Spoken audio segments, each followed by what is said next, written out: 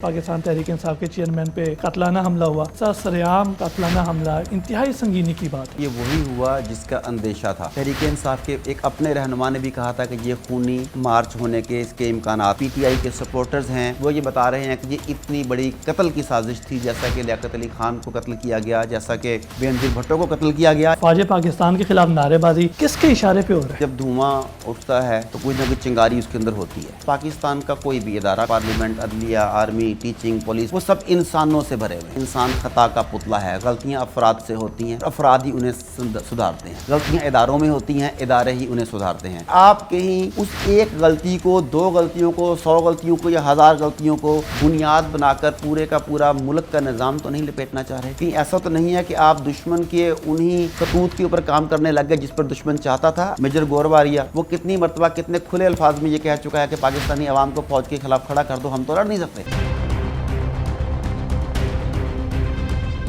अस्सलाम वालेकुम नाज़रीन, मैं हूं आपका मेज़बान मुजीबुर रहमान और आप देख रहे हैं डेयर टू टॉक। नाज़रीन, पाकिस्तानी सियासत जिसमें हमेशा हलचल मची रहती है, गुज़िश्ता दिनों अफसोसनाक वाक़या पेश आया जिसमें पाकिस्तान तहरीक इंसाफ के चेयरमैन जनाब इमरान खान साहब पर कातलाना हमला हुआ। कई अहम रहनुमा भी ज़ख्मी हुए और एक कारकुन भी जान बहक हुआ। आज इस तमाम सूरत हाल के बारे में बात करेंगे। हमारे साथ मौजूद हैं मारूफ तज़िया निगार जनाब डॉक्टर आरिफ सिद्दीकी साहब। सर बहुत शुक्रिया, आप तशरीफ़ लाएँ। साथ ही मखदूम अदील अजीज़ साहब हमारे साथ मौजूद है। मखदूम साहब बहुत शुक्रिया, आप तशरीफ़ लाएँ। डॉक्टर साहब, आपसे शुरू करना चाहूँगा कि आपको भी मालूम है कि पाकिस्तान तहरीक इंसाफ के चेयरमैन पे कातलाना हमला हुआ। एक साबिक़ वज़ीर-ए-आज़म और इंतहाई मकबूल लीडर पे इस तरह सरेआम कातलाना हमला, इंतहाई संगीनी की बात है, क्या कहेंगे? जी मुजीबा बिल्कुल ठीक कह रहे हैं, और ये वही हुआ जिसका अंदेशा था। आपको याद होगा हमने पिछले प्रोग्राम्स इसके ऊपर किए हैं कि लॉन्ग मार्च में आप अपने आप को ख़तरे में मत डालें। तहरीक इंसाफ के एक अपने रहनुमा ने भी कहा था कि ये खूनी मार्च होने के इसके इम्कानात हैं। ये सब कुछ आपके सामने हुआ। तो यही हुआ कि जो हकीकी लॉन्ग मार्च जिसका नाम रखा गया, वज़ीराबाद में अल्लाह चौक के करीब यही सानिया हुआ कि कंटेनर के ऊपर इनकी क़यादत मौजूद थी। फायरिंग हुई जिसमें जैसे कि अभी आपने कहा कि एक आदमी जाँ बहक भी हुआ और 14 के करीब ज़ख्मी भी हुए, जिसमें तहरीक इंसाफ के अपने चेयरमैन शामिल हैं। अच्छा, इस सिलसिले में अब दो मुख्तलिफ ओपिनियन सामने आ रही हैं। जो पीटीआई के रहनुमा हैं, जो पीटीआई के सपोर्टर्स हैं, और पीटीआई के सपोर्ट करने वाले सहाफ़ी जो हैं वो ये बता रहे हैं कि ये इतनी बड़ी कत्ल की साजिश थी, जैसा कि लियाकत अली खान को कत्ल किया गया, जैसा कि बेनज़ीर भुट्टो को कत्ल किया गया। ये उस लेवल की एक साजिश थी और पाकिस्तान की तारीख़ के एक मकबूल तरीन रहनुमा को कत्ल करने का बाकायदा एक प्लान था जो अल्लाह के फजल से नाकाम हो गया। जबकि दूसरी तरफ दूसरी जमातें जो हैं वो इसे एक ढकोसला भी करार दे रही हैं, और उनके जो पेरोल पर ही होते हैं कई लोग, साथी जो है बोलने वाले भी, स्पोक्स पर्सन भी, वो उसे ये बता रहे हैं कि ये एक ढकोसला था। इस वक्त लॉन्ग मार्च ऐसी जगह फंस चुका था कि ना ये आगे जाना चाहते थे और फेस सेविंग के लिए भी कुछ नहीं मिल रहा था, तो कुछ ना कुछ ऐसा करना ज़रूरी था। बड़ी मीम्स भी इस सिलसिले में बल रही हैं कि कम से कम यार शूटर तो तुम एक काम का हायर कर लेते ना। अच्छा, ये दोनों तरह की एक्सट्रीम्स हैं, लेकिन मैं ये समझता हूँ कि ये वाकई फायरिंग हुई है। मैं समझता हूँ कि वाकई ये हमला करवाया गया, उसका मकसद जो भी था, जान लेना था या दहशत फैलाना था। वजह क्या है? वजह यह है कि खान साहब इस वक्त अपोजिशन में खड़े हैं। अगर वो इस तरह का कोई ड्रामा करते हैं तो हुकूमती एजेंसियां, हुकूमती ओहदेदार, इवन कि वो आर्मी के खिलाफ जिस तरह उनके कुछ इदारों के खिलाफ वो लोग बोले, वो सबके सब उस साजिश को बेनकाब कर सकते थे। अब टांग के ऊपर गोलियां लगी हुई हैं और वो कह रहे हैं कि ये 4 जगह पे गोलियों के ज़र्रात गए हैं।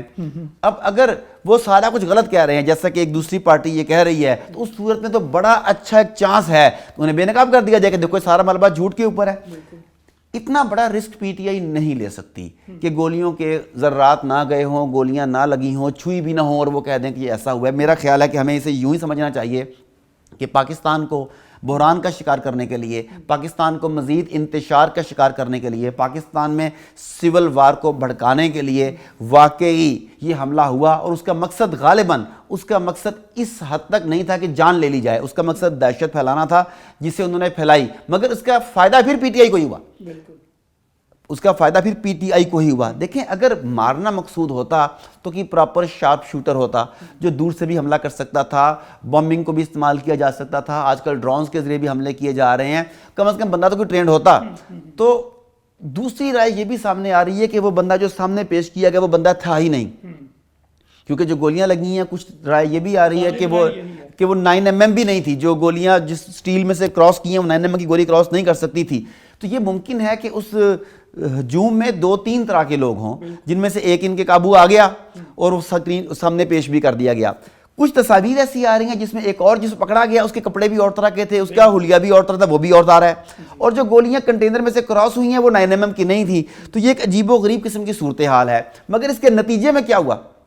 اس کے نتیجے میں اداروں کو, خاص طور پر پاکستان آرمی کو, مزید زیادہ گالیوں کا, مزید زیادہ تانوں کا, کوسنوں کا نشانہ بنایا گیا. سیاسی جماعتوں میں زیادہ وہ فاصلہ پیدا ہو گیا. البتہ رانا ثناء اللہ صاحب جو ہیں ان کی آواز میں بہت زیادہ نرمی دیکھی گئی, مگر پھر یکدم دوبارہ سے وہ گرجنے لگے. ایک سٹائل ہے نا ان کا, تو وہ صورتحال کی سنگینی میں تھوڑا سافٹ ہو کے بول رہے تھے, مگر پھر وہ فواد چودھری کا کوئی واقعہ لے کے وہ دوبارہ بھی گرم ہو گئے. تو معاملہ ختم نہیں ہوا, ابھی ایف آئی آر والا معاملہ بھی جاری ہے.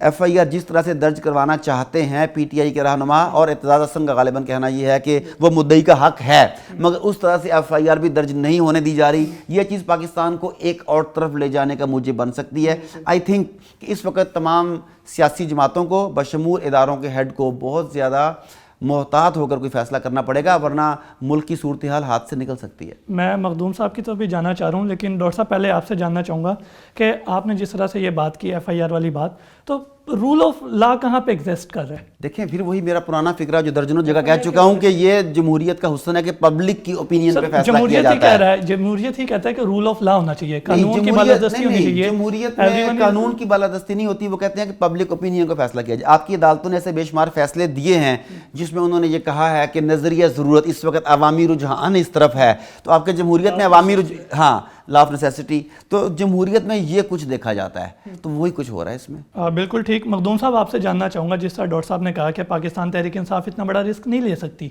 لیکن اس سے پہلے جو دھرنا ہوا, افسوسناک واقعہ پشاور میں پیش آیا, تب بھی یہی آوازیں اٹھیں, اب بھی یہی آوازیں اٹھ رہی ہیں کہ جی یہ نہ آگے جانے کے صورتحال میں تھے نہ پیچھے آنے کے. آپ کا کہنے کا مطلب ہے فیس سیونگ دی گئی. دیکھیں یہ ہماری قومی مزاج ہے ہمارا کہ ہم ہر چیز میں سازشی تھیوریاں گھڑتے ہیں, مگر ایک اندھی گولی 16 اکتوبر 1951 کو چلی تھی, لیاقت علی خان اس کا نشانہ بنے تھے. پھر ایک اندھی گولیاں ایک دھماکے کا نشانہ محترمہ بینظیر بھٹو بنی تھی 27 دسمبر سن 2007 کو. اس وقت بھی یہ کہا گیا تھا, ایون عمران خان نے کہا تھا, ٹیلی گراف کی رپورٹ ہے کہ بینظیر اپنے اوپر ہونے والے حملے کی خود ذمہ دار ہے. جو پہلا حملہ ہوا تھا جب وہ پاکستان آئی تھی, اس کے کئی محرکات بنائے تھے, مگر ٹیلی گراف نے سرخی یہ لگائی تھی کہ عمران خان کے مطابق محترمہ اپنے پر ہونے والے حملے کی خود ذمہ دار ہیں. تو یہ ہمارے لیڈرز کا بھی قومی مزاج ہے اور عوام کا بھی قومی مزاج یہ ہے ہمارا. مگر ہم اس حملے کو اس تناظر میں دیکھتے ہیں کہ واقعتاً یہ حملہ کیا. میں ڈاکٹر صاحب کی بات سے فلی ایگری کروں گا کہ کوئی لیڈر اس طرح سے, جب فوج بھی اس کے خلاف ہو ایک طرح سے, کیونکہ وہ ڈائریکٹ حملہ آور ہے, نام لے کے جرنیلز پہ تنقید کرتے ہیں, مرکزی حکومت بھی ان کے خلاف ہو, تو کوئی اتنی بڑی سازشی تھیوری نہیں گھڑ سکتا کہ خود زخمی بھی نہ ہو اور اپنے آپ پہ فیصل جوید رنگ مل کے آ جائیں اور ذرات کی ایکٹنگ کریں. ایسا نہیں ہو سکتا. ہاں لیکن بینگ اے لا اسٹوڈنٹ, آپ بھی لا اسٹوڈنٹ ہو, دیکھو ایم ایل آر ہوتی ہے, F I R without medical legal report درج نہیں ہوتی, اور ایم ایل آر کے لیے حکومت نے چند ڈاکٹرز مختص کیے ہوتے ہیں اور چند سرکاری ہسپتال مختص کیے ہوتے ہیں. اب شوکت خانہ میں کینسر ہاسپٹل ہے, وہاں پہ کوئی آرتھوپیڈک یا کوئی او پی ڈی تو نہیں ہے نا وہاں پہ, تو وہاں پہ علاج کیا, چلیں وہاں پہ بھی علاج کر لیا, مگر جناح ہسپتال سے ڈاکٹرز کی ٹیم گئی, ان کے ساتھ بھی ان کا رویہ کوئی خاص نہیں تھا. تو اس لیے جو ایک عام ذہن ہے وہ ایسے سوالات گھڑتے ہیں. مگر ہمیں یہ یقین رکھنا چاہیے کہ خدا نہ خاصہ اگر وفات ہو جاتی, ڈیتھ ہوئی تھی, قتل ہوئی تھی, تب تو یقین آ جانا تھا لوگوں کو, لیکن حملہ ہوا, ان پہ انہیں گولیاں لگیں, ذرات کے زخم آئے, یہ ساری بات کی بات ہے. مگر بدقسمتی یہ بھی ہے مجیب کہ آج تک ہمیں یہ نہیں پتہ چل سکا کہ لیاقت علی خان کا قاتل کون تھا. سید اکبر تھا یا گولی پوچھ سے لگی, سینے سے لگی, کون تھا, اسے موقع پر مار دیا گیا جو مبینہ قاتل تھا. محترمہ کا آج تک پوسٹ مارٹم رپورٹ ان کی ہوئی نہیں تھی کیونکہ پوسٹ مارٹم کنڈکٹ ہی نہیں کیا گیا تھا. ہمیں نہیں پتہ چل سکا ان کو لیور لگنے سے گاڑی کا ڈیتھ ہوئی یا گولی کا نشانہ بنے یا بم دھماکے کے ذرات آئے, ان کے قاتل بھی آج تک نامعلوم ہے. تو اب مزید قوم کسی اور سانے کا مطمئن نہیں ہو سکتی. ہم کسی اور, جتنی پولرائزیشن سوسائٹی میں ہو چکی ہے, جتنی تقسیم در تقسیم کا شکار ہم ہو چکے ہیں, اداروں کو مورد الزام ٹھہرایا جا رہا ہے, تو مزید قوم کسی سانے کا انتظار نہیں کر سکتی.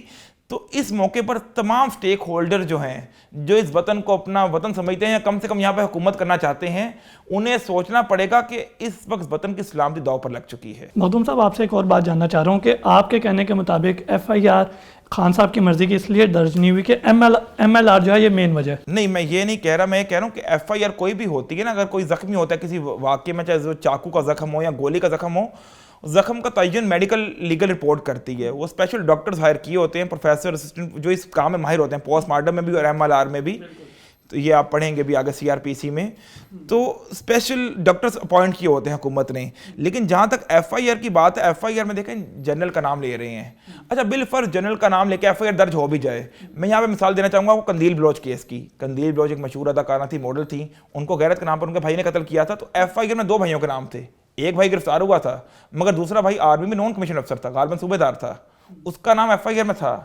7 साल हो गए, दूसरा भाई भी रिहा हो गया, उस पर आज तक पुलिस तफ्तीश नहीं कर सकी। नॉन कमीशन अफसर से पुलिस तफ्तीश नहीं कर सकी। हमारे मुल्क में रूल ऑफ लॉ कहाँ पे एग्जिस्ट कर रहा है? आपका क्या ख्याल है? हमारे मुल्क में रूल ऑफ लॉ कहाँ पे एग्जिस्ट कर रहा है? Everyone is subject to law, चाहे वो कोई भी है, कहाँ पे एग्जिस्ट कर रहा है? देखिए रूल ऑफ लॉ की बनाना रिपब्लिक में आप रूल ऑफ लॉ का तस्वर ही नहीं कर सकते। हो सकता है डॉक्टर साहब मेरी बात से इख्तिलाफ करें, बनाना रिपब्लिक कहने से, चले यहाँ पर इख्तिलाफ कर लीजिए ताकि मैं बात मजीद आगे ना बढ़ाऊँ। नहीं, मैं ये कहूँगा कि पाकिस्तान में मुकम्मल तौर पे रूल ऑफ लॉ एग्जिस्ट करता है, इम्प्लीमेंटेशन होती है नहीं, हाँ वो भी होती है। पाकिस्तान में कोई भी चीज़ मावराए कानून नहीं है, फ़र्क सिर्फ इसमें है कि आप कानून के तालिब इल्म किताबों से बाहर नहीं देखते।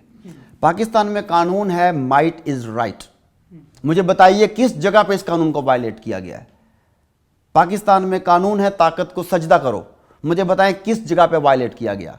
पाकिस्तान में कानून है ताकतवर के खिलाफ कोई कार्रवाई नहीं हो सकती, मुझे बताइए किस जगह पर इस कानून को वायलेट किया गया? आपको कानून की किताबें बदलनी होगी, जो कुछ भी है, लेकिन पाकिस्तान में कानून की सुप्रीमेसी है, कानून है, रूल ऑफ लॉ का मफहूम बदल गया पाकिस्तान में। बिल्कुल ठीक।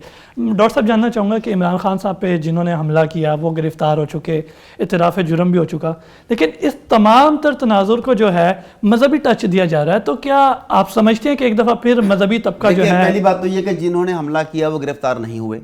एक आदमी गिरफ्तार हुआ जो हमले में एक सस्पेक्ट था और उसने हमला नहीं किया। मुमकिन है कि वो सामने ना लाना चाहिए। जी मैं वही कह रहा हूँ, चलें, लेकिन हमें जो पता है, हम जो बात करेंगे वो तो उस पर बात करेंगे जो हमारे पास सामने मौजूद है।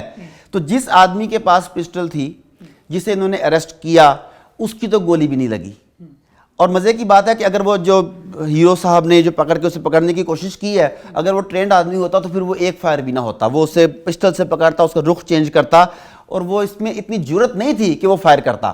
खैर चलो, वो जो भी हुआ, जो पकड़ा गया उसकी गोली तो बहरहाल नहीं लगी ना। जो 14 आदमी जख्मी हुए उसकी गोली से तो जख्मी नहीं हुए। हाँ, जो मुमकिना मुल्ज़िमात हैं उनमें से एक मुल्ज़मान जो हैं उनमें से एक मुल्ज़िम गिरफ्तार हुआ, यूँ कहना चाहिए। अब उसके बाद जैसे वो गिरफ्तार होता है उसे वो एक मजहबी रंग दे देते हैं।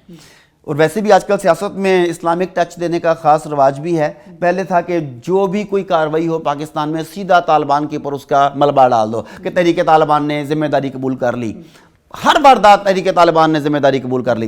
बल्कि मुझे उन दिनों एक लतीफ़ा चल रहा था कि बच्चा आके घर बता रहा है कि मामा मेरा मैथ का रिजल्ट अच्छा नहीं आ रहा, तो मैं आपको पहले से बता रहा हूँ कि तहरीक तालिबान ने ज़िम्मेदारी कबूल कर ली है उसकी। इस हद तक ये हुआ था कि हांडी जल गई तो बेगम कहती थी तहरीक तालिबान ने ज़िम्मेदारी कबूल कर ली। ये लतीफ़े यूँ बने हुए थे। अब पाकिस्तान में ये हो रहा है कि कोई भी मामला जिसका ताल्लुक तशद्दुद से हो, वायलेंस से हो, दहशतगर्दी के साथ हो, उसका मलबा डायरेक्ट मजहबी जमातों के ऊपर गिरा दिया जाए ताकि मजहबी जमातें और उनके जो नुमाइंदा अफराद हैं वो एक मरतबा फिर बैकफुट के ऊपर चले जाएं। इस मामले में भी यही हुआ। जिस आदमी को उन्होंने सामने पेश किया कि मैंने दीनी गैरत में आके ये हमला किया, मुझे बताइए उसकी शक्ल देखिए ज़रा। अल्लाह ताला ने शक्लें बनाई, अल्लाह माफ़ करे, मगर इंसान के अमाल उसकी शक्ल पर नज़र भी आ रहे होते हैं। मुझे बताइए किसी भी जगह से क्या वो आदमी दीन का नुमाइंदा लगता है? बिल्कुल भी नहीं। अच्छा, अगर आप उसे यही पूछ ले कि तू कलमा ही सुना दे, शायद वो कलमा भी सुनाने के काबिल ना हो। और वैसे कलमा सुनाने से तो याद आया कि हमारे कई सियासतदान वजीर भी कलमा सुनाने के काबिल नहीं रहे, और हमने कई दफ़ा देखा भी है कि उनसे नहीं बोला गया। तो उस आदमी को सामने दिया गया। फिर मुझे बताइए कि इतनी जल्दी उसे पेश करने की टीवी पे क्या ज़रूरत थी? बगैर किसी मुकम्मल तफ्तीश के, काउंटर इंटेरोगेशन के उसे पेश भी कर दिया गया। इसका मतलब ये है कि असल मुल्ज़िमान कुछ और हैं, उन्हें छुपाने के लिए सामने एक फेस दिया गया है कि तुम लोग इसमें उलझ जाओ और इसके पसे पर्दा हम वो सारे काम कर सकें। मेरा तो ये ख्याल है। बिल्कुल ठीक। डॉक्टर साहब, जिस चीज़ का आपने खदशा जाहिर किया था वो भी बदकिस्मती से सच साबित हुआ, और लॉन्ग मार्च में गोली चलने से जवान साल मुअज़्ज़म भी जो है वो जान बहक हुआ, और वो अपने 3 बच्चों के साथ, उसके 3 बच्चों के सामने वो जो है वो बच्चे उसको हिला रहे हैं और सारे जो है लोग आगे पीछे भाग रहे हैं, कोई उसको हाथ तक नहीं लगा रहा। देखें, किसी माँ की गोद उजड़ गई, कोई औरत बेवा हो गई, कुछ बच्चे यतीम हो गए, और ये सब कुछ किस लिए हुआ? وہ اسے بے شک شہادت کا درجہ دینے کی کوشش کریں, کچھ جاں بھاگ کہنے کی کوشش کریں, مگر سوال یہ ہے کہ یہ جان کس راہ میں گئی, اور جس راہ میں گئی کیا اس راہ کے باقی ہم سفروں نے, ہم راہیوں نے اس جان کو بچانے کی کوشش کی, یا اسے ایز اے ڈیڈ باڈی پوری کی پوری رسپیکٹ دی؟ جو کچھ بھی کیا وہ آپ کے سامنے, مجھے اسے دوبارہ دہرانے کی ضرورت نہیں ہے. لیکن آپ کو یاد ہوگا کہ ہم نے ایک پروگرام کیا تھا, میں نے انڈیویجول پروگرام بھی کیا تھا ایک, اور آپ لوگوں کے ساتھ بھی ایک پروگرام کیا تھا, جس میں نے کہا تھا کہ اللہ کی راہ میں جان دو, اللہ کے نظام کے نفاذ کی راہ میں جان دو, باطل کے لیے, جمہوریت ایک نظام باطل ہے, اس کے لیے اپنی جانیں لے کے میدان میں نہ اترو, اپنی عصمتیں لے کے میدان میں نہ اترو, اپنے کیریئر لے کے میدان میں مت اترو. میں نے یہ بات واشگاف الفاظ میں کہی تھی, جس کی بات کئی لوگوں نے مجھے بتایا کہ میں ایک پٹواری ہو گیا ہوں, کئی لوگوں نے بتایا کہ میں, اچھا اگر میں کہ شروع کالج لائف میں ہوتا کہ پٹواری بن بھی جاتا, کیونکہ وہ سنا بڑے پیسے پوسے کماتے ہیں, تو کسی نے مجھے بتایا کہ میں پٹواری ہوں, جو میں انڈائریکٹلی خان صاحب کے پروگرام کو ناکام بنانے کے لیے یہ سارا کچھ کر رہا ہوں. کچھ لوگوں نے بڑے اچھے اچھے الفاظ استعمال کیے, مثلا آپ بغض عمران میں مبتلا ہو گئے ہیں, اور آپ کو پتہ ہے کہ یہ ٹرم سیدنا معاویہ رضی اللہ تعالیٰ عنہ اور سیدنا علی رضی اللہ تعالیٰ عنہ کے درمیان جو کشیدگی تھی, اس سلسلے میں کچھ لوگ استعمال کرتے ہیں کہ یہ حب علی نہیں بغض معاویہ ہے.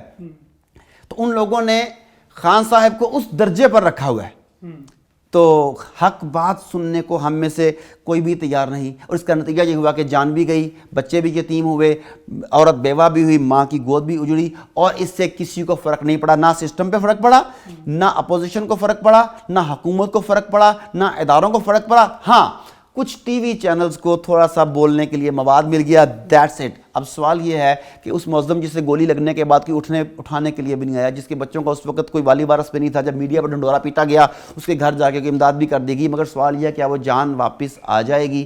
اب اس سے کم از کم پاکستان کے باقی تمام عوام کو یہ درس لینا چاہیے, یہ سبق لینا چاہیے کہ آپ جن کی خاطر اپنے جان مال عزت آبرو قربان کرنے جا رہے ہیں, وہ خود کہاں کھڑے ہیں, اور کیا آپ کی جان مال عزت آبرو وہاں قربان کرنے والی ہے؟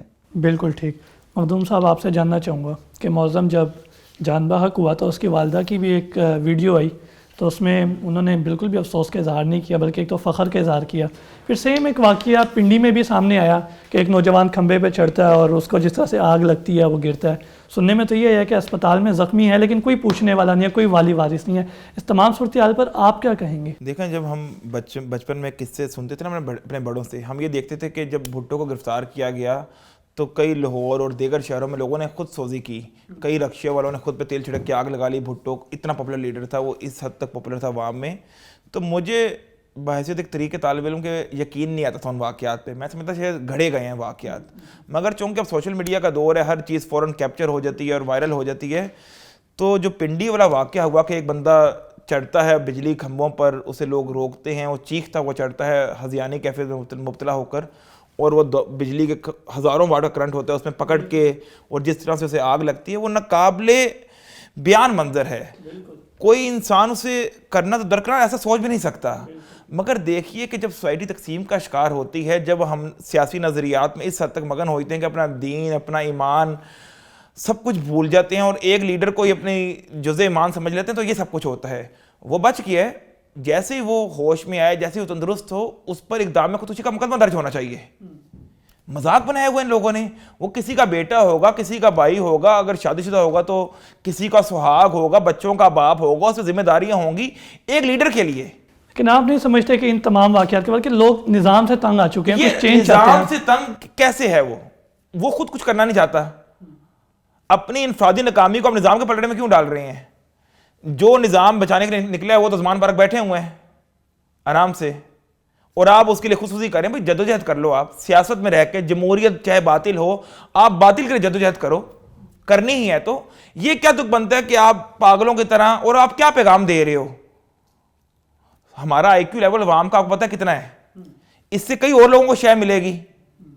تو کس طرف جا رہے ہو؟ اور میں حیران ہوں کہ طریقہ انصاف کے کسی رہنما نے اس واقعے کی مذمت نہیں کی. میں اس سے نہ کسی اور اینگل میں دیکھتا ہوں, تھوڑا سا مختلف, کیونکہ جب ذوالفقار علی بھٹو کے معاملے میں بھی جیسا کہ آپ نے کہا کہ لوگوں نے خود سوزی کی, خودکشیاں کی, اس وقت کے کچھ لوگ ہمیں ملے, ان سے انٹرویوز کیے, پتہ چلا, ایک صحافی سے بھی ملاقات ہوئی, تو وہ سارا بھی بیوقوف لوگوں کو جان بوجھ کے آگ کے حوالے کیا گیا. انہیں بتایا گیا انہیں باقاعدہ بتایا گیا کہ تم اپنے اوپر تیل چھڑکو گے, تم آگ لگاؤ گے, اس کے عوض یہ ہوگا کہ ہم ایک تصویریں بنائیں گے, تم وزیر اعظم کے لیے آگ لگا رہے ہو, تمہیں آگ بجھا دی جائے گی, تمہیں بچا لیا جائے گا, پھر تمہیں اتنے ملین دے کے تمہارا گھر سیٹ ہو جائے گا. وہ غریب آدمی ہے, وہ بے وقوف آدمی ہے, اسے بتایا گیا کہ تم آگ لگاؤ گے, 1 منٹ کے اندر جو ہے نا تمہیں آگ بجھا دی جائے گی اور تم اور تمہاری فیملی اس کے بعد سیٹل ہو جاؤ گے. اس کے بعد اس سے یہ بتایا گیا, اندر پس پردہ کچھ اور تھا. 2 ایسے لوگوں کو تو میں جانتا ہوں جن کے بارے میں مجھے بتایا گیا کہ ان کی میں لوگوں سے بھی ملا جا کے, اور وہ جان بوجھ کے یہ ہوا. یہ جو چڑھایا اوپر بے وقوف آدمی, یہ بھی اپنے جذبات میں نہیں چڑھا, اسے جذبات دے کر چڑھایا گیا ہوگا. اسے جذبات کرنٹ کبھی کسی کو معاف نہیں کرتا. لیکن دیکھیں کسی کو کیا پتا کہ کتنا کرنٹ ہے, اس میں سے کتنا کرنٹ ہے. تم اوپر چلو گے, اس وقت لائٹ بند ہو جائے گی. دیکھیں 440 واٹ کا جھٹکا تو ہوتا ہے. ایسا ہے نا کہ دیکھیں آپ نے ایسا کرنا ہے کہ آپ نے 4 بجے چڑھنا ہے, 3:45 بجے 4 بجے لائٹ بند کر دی جائے گی. جیسے اوپر پہنچو گے لائٹ بند ہو جائے گی, آپ نے لٹکنا ہے, آپ کو بچا لیا جائے گا, نیچے سے دھکا دیا جائے گا آپ کو. There are so many things. اگر کرنا ہو تو مجھے لگتا ہے کہ فنیٹک کے طور پر بھڑکایا گیا. میں وہی کہہ رہا ہوں کہ یہی کہہ رہا ہوں کہ وہ خود نہیں چڑھا ہوگا, بے وقوف آدمی, اس کے بے وقوفانہ جذبات کو اشتعال دلایا گیا ہوگا, اسے اوپر چڑھایا گیا ہوگا کہ تمہیں بچا لیا جائے گا, فکر نہ کرو. اور اس کے بعد یہ کچھ ہوا. انہوں نے بالکل ٹھیک کہا کہ نہ صرف یہ کہ اس پہ اقدام خودکشی کا مقدمہ ہونا چاہیے, اس بات کی تحقیقات بھی ہونی چاہیے کہ اسے اشتعال کس نے دلایا تھا, انسٹیگیٹ کس نے کیا تھا کہ وہاں تک چڑھے. پھر وہ جتنے لوگ نیچے موجود تھے انہوں نے اسے چڑھنے سے روکا کیوں نہیں, ان کی بھی انکوائری کی جانی چاہیے کہ اس وقت اس کھمبے کے پاس کون کون لوگ تھے. اس کا ڈیٹیل انٹروگیشن ہونی چاہیے. اشتعال تو محترم ایک ہی بندہ دلا رہا ہے نا, جو کہتا ہے کہ یہ نظام کے خلاف نکلے ہیں, شہادت ہے, اگر آپ مرے ہوگے تو شہادت ہوگی. وہ ایک آدمی جو ہے نا, وہ جنرل اوپینین سب کو کہہ رہا ہے. اس ایک آدمی کے ساتھ کوئی ایسے 5-7 لوگ موجود ہوں گے جو اسے مسلسل جو ہے نا وہ بانس پر چڑھا رہے تھے. تو وہ جھنڈا بھی لگانے گیا تو یقیناً مقامی قیادت کے کہنے پہ کیا ہوگا. مطلب ڈاکٹر صاحب کہنے کا مطلب یہ ہے کہ کسی نے اسے کہا ہم بچا لیں گے, اور بچا تو کوئی سکتا نہیں, اسے یہ لاڑا لگا کے لارا لگایا گیا اسے. بالکل ٹھیک. ڈاکٹر صاحب حملہ ہوا, حملے کے بعد ملک بھر میں ہنگامے شروع ہوئے, ہمیشہ ہی ہوتے ہیں, لیکن سب سے جو خطرناک پہلو تھا وہ یہ تھا کہ افواج پاکستان کے خلاف نعرے بازی, پشاور, لاہور, پنڈی میں جو کچھ ہم نے دیکھا, کس کے اشارے پہ ہو رہا ہے؟ دیکھیں پہلی بات تو یہ ہے کہ جب دھواں اٹھتا ہے تو کچھ نہ کچھ چنگاری اس کے اندر ہوتی ہے.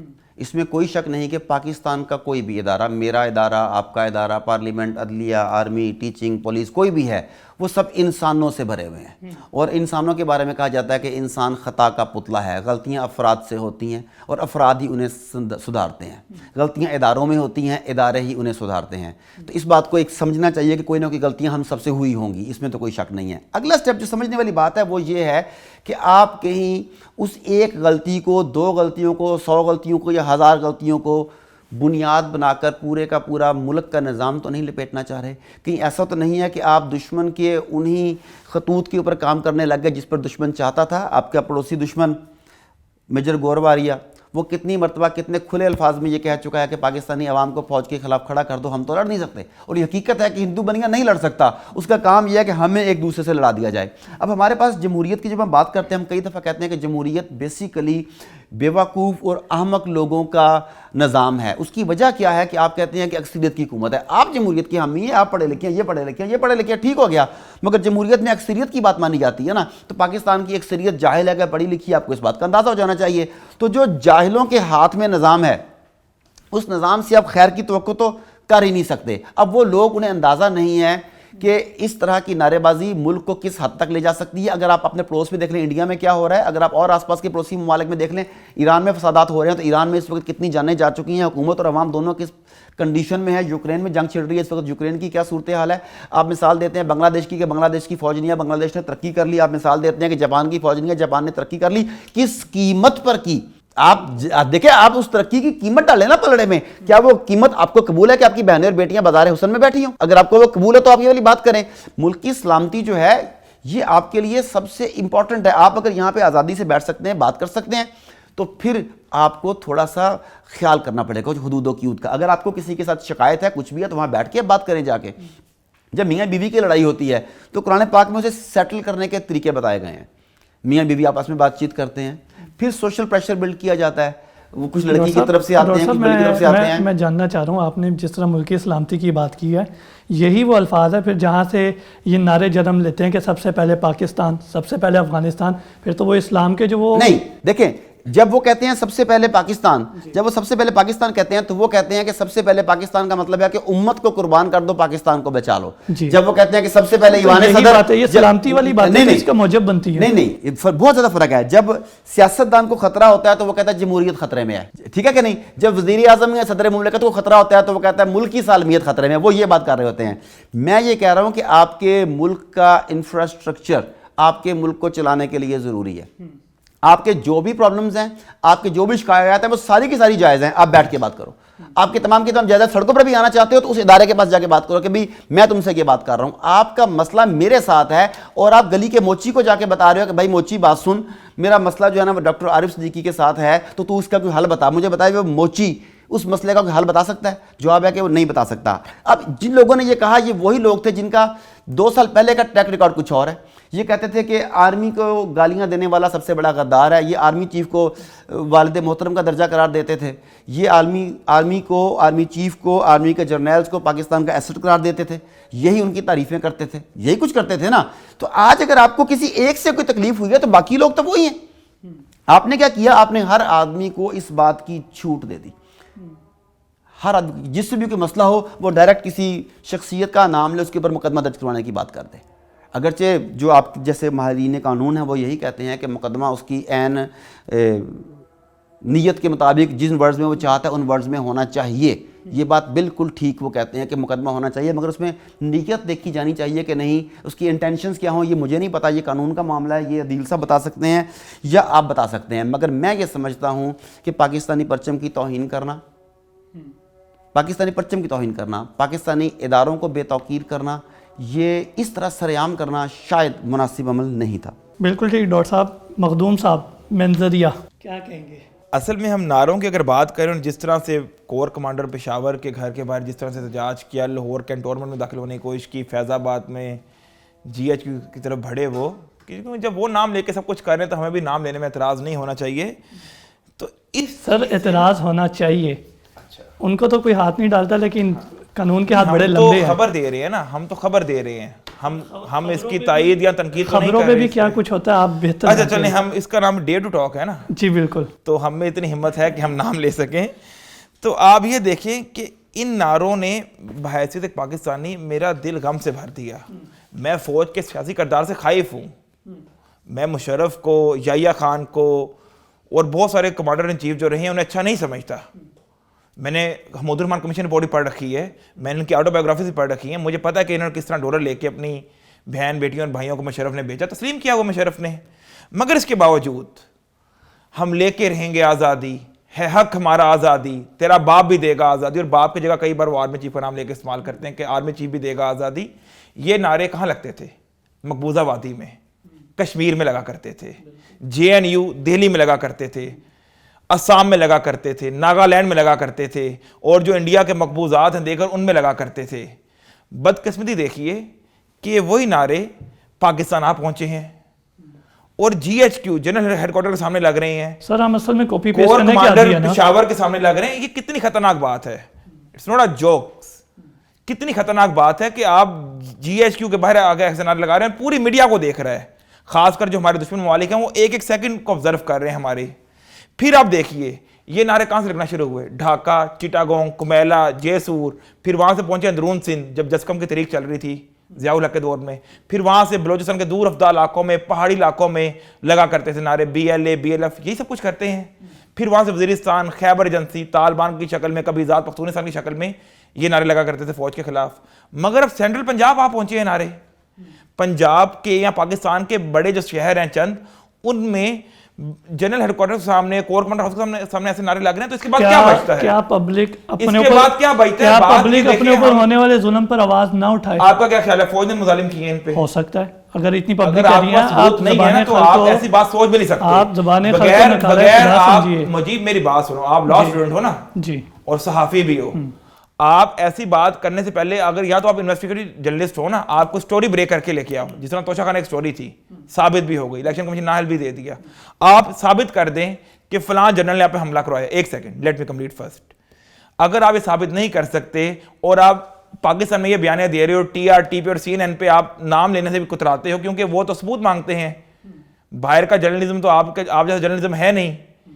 تو آپ وہاں پہ نام لینے سے بھی کتراتے ہو اور آپ کہتے ہو کہ یہ سازش تھی، بیانیہ تھا، مگر آپ ایک بھی ثبوت پیش کرنے سے قاصر ہو، پہلے آپ ثبوت لائیں پھر بات کریں، کیونکہ یہ وہی فوج ہے جن کو یہ اپنے والد صاحب تسلیم کرتے تھے. اور یہ میں نہیں کہہ رہا، شہریار افریدی نے کہا تھا کہ جو سی او ایس ہوتا ہے وہ قوم کا باپ ہوتا ہے. عمران خان آج ہے، کل نہیں ہوگا، کل کوئی بھی نہیں ہوگا، کل کس نے دیکھا ہے.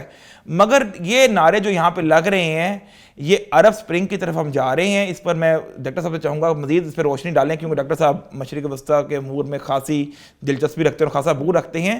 یہ وہی کچھ ہو رہا ہے. میں اس میں تھوڑا سا کنکلوڈ کر دوں اس چیز کو. 2010-2011 میں جس طرح مشرق وسطیٰ میں نے دیکھا نا کہ لوگ نام نہاد غلامی کے خلاف اٹھ کھڑے ہوئے، ایبسلوٹلی نوٹ کے خلاف اٹھ کھڑے ہوئے، آزادی اور مساوات کے نعروں میں اٹھ کھڑے ہوئے، یہ وہی کچھ ہو رہا ہے. میں ڈاکٹر صاحب سے کہوں گا اس پہ مزید روشنی ڈالیں، کیونکہ بہت اہم مسئلہ ہے. اور میں حیران ہوں کہ مجیب آپ جیسا باخبر صحافی ایسی بات کرے. ہو سکتا ہے کہ ہو سکتا ہے کہ گنجائش نہیں ہوتی مجیب، ہو سکتا ہے کہ گنجائش نہیں ہوتی کبھی بھی. اگر آپ جنرل کا نام لے کے نعرے بازی کریں گے، اگر آپ جنرل ہیڈ کوارٹر کا کنارے بازی کریں گے، تو یہاں تو اگر سولڈ پروف ہو اور آپ اے پی سی پہ چڑھے ہوئے ہیں، فوج کے ٹینکوں پہ چڑھے ہوئے ہیں جس سے پاکستان جھنڈا بنا ہوا ہے. میں نے بتایا کہ میں کوئی میں 5th جنریشن وار کا کوئی یوتھیا یا کوئی واریر نہیں ہوں.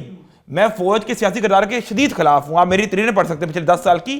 مگر یہ جس طرح پاکستان کو لے کے جا رہے ہیں، یہ پاکستان کی بقا کے لیے خطرہ ہے. چلیں بہتر ہو گیا. کل کو جب یہی لوگ ریٹائر ہوں گے، پھر جب یہ اپنی تحریری اپنی کتابیں لکھیں گے، تب پھر آپ کہیں گے کہ جی میں نے فلانی رپورٹ بھی پڑھ لی اور یہ بھی پڑھ لیا. ڈاکٹر صاحب آپ کی طرف آنا چاہوں گا کہ صورتحال جس طرف چلی گئی ہے، شروع میں لوگوں نے کہہ دیا تھا کہ پاکستان جیسے سری لنکا کی طرف جا رہا ہے، اب مخدوم صاحب نے عرب سپرنگ کی طرف کہہ دیا. تو ہم ان تمام تر صورتحال سے باہر کیسے نکل سکتے ہیں؟ کیا آپ کو لگتا ہے کہ مارشل لا لگنے کا کوئی امکان ہے؟ دیکھیں، مارشل لا لگنے کا امکان ہے یا انہیں لگانے کے لیے مجبور کیا جا رہا ہے، انہیں دھکیلا جا رہا ہے اس طرف کہ تم لوگ مارشل لا لگا دو. یہ تو آنے والا وقت بتائے گا. لیکن اگر 1977 کا مارشل لا بھی دیکھ لیں تو وہ یکدم تو نہیں لگا تھا کہ رات کو سوئے ہوئے تھے اور صبح جنرل صاحب کے دل میں خیال آ گیا کہ مارشل لا لگا دیا جائے.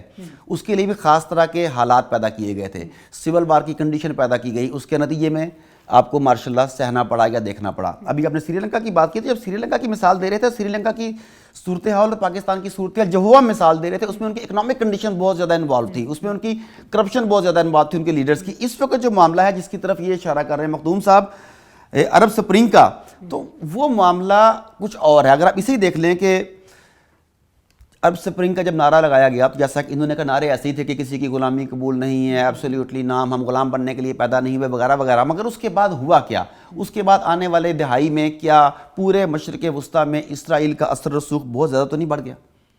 اگر عرب سپرنگ کا آغاز دیکھیں تو 2010 میں وہ تیونس میں ایک سبزی فروش تھا، اس کی ریڑھی ایک پولیس آفیسر نے الٹ دی، اس کے بعد تشدد ہوا اور وہ مارا گیا. اب جب وہ مارا گیا، اس کے بعد پورے عرب میں ایک لہر اٹھتی ہے، حکمرانوں کے خلاف بغاوت کی، ظلم کے خلاف بغاوت کی، جہاد کا نعرہ اسے دیا گیا، جاگو جاگو جاگ اٹھا ہے پاکستان، جس طرح کے نعرے یہاں پر ہیں ویسے کیے گئے.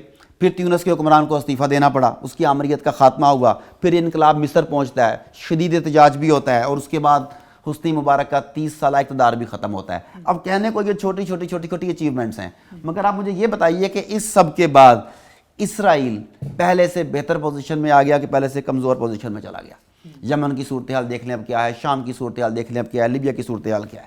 تو ابھی بھی جو کچھ ہو رہا ہے، جس طریقے سے یہ لڑ رہے ہیں آپس میں، اس کے بعد ان میں سے کسی کے ہاتھ بھی کچھ نہیں آئے گا، اور ونس اگین آپ بین الاقوامی طاقتوں کے مہرے بن کے پہلے سے زیادہ غلامی میں چلے جائیں گے.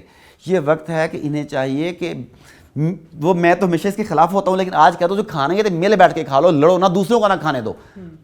یہ اس پوزیشن پہ پہنچے ہیں اس وقت. بالکل ٹھیک. بہت شکریہ ڈاکٹر صاحب آپ کا، مخدوم صاحب آپ کا، آپ نے اپنا قیمتی وقت دیا. ناظرین، یہ تھا آج کا پروگرام جس میں ہم نے موجودہ صورتحال کے حوالے سے بات کی، اور حالات کا حل ایک ہی ہے کہ ہم اپنے مسائل کی طرف توجہ دیں اور اس کے حل کرنے والے کو آگے لے کر آئیں، نہ کہ ہم سیاسی پارٹیوں میں تقسیم ہوں. اسی کے ساتھ اپنے میزبان مجیب الرحمان اور ڈیئر ٹو ٹاک کی پوری ٹیم کو اجازت دیجیے. اللہ نے کے بعد.